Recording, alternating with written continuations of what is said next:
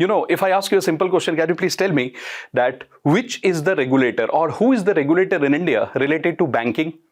Any guesses? Yes, Reserve Bank of India, absolutely correct. Who is the regulator related to capital market? Obviously SEBI. You're absolutely correct.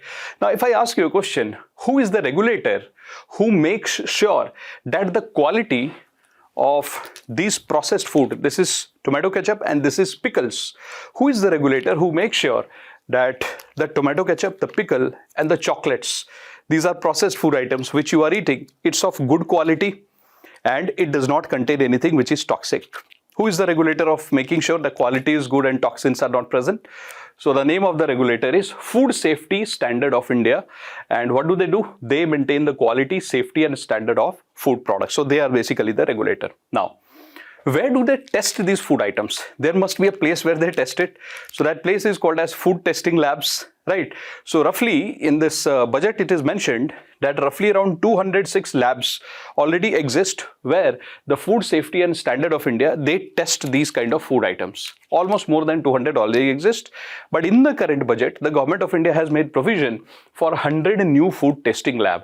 And why did the government do that? Let's go into the reason for this, because without reason, the government is not going to do anything for us. So what did the government do and why? Because see, what happened this year is there has been 2-3 negative news. First, Singapore and Hong Kong. What did they do?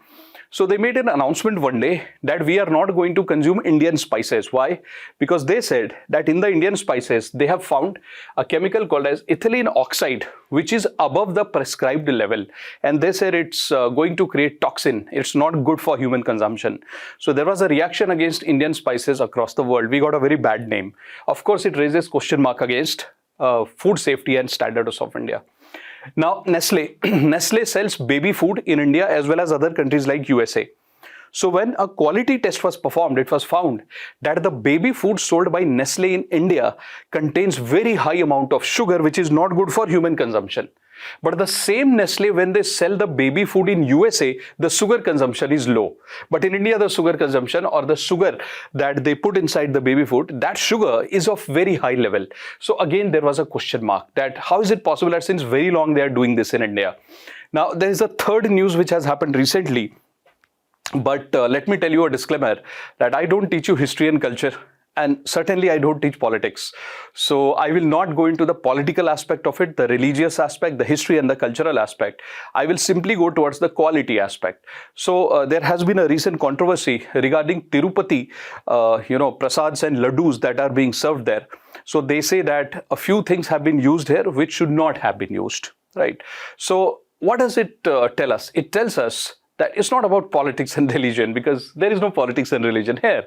So it says that quality, safety and standards of food that we have in this country needs to be improved over a period of time. One cannot play with lives. If you remove religion and politics also, keep it aside for some time, just purely on the basis of quality and safety, there are few things which are happening which is not acceptable, like this spice related issue. Or in fact, let me tell you that cough syrup sold by India in African countries, so the cough related medicines which India sold, they were also toxic because it led to so many deaths. So there have been question mark on quality products out of India. So that is the reason that government announced 100 new food testing labs.